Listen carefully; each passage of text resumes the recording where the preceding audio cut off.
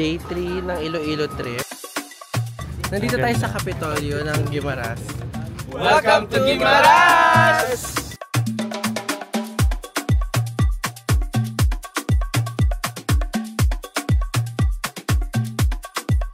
Na-try natin ang mango pizza.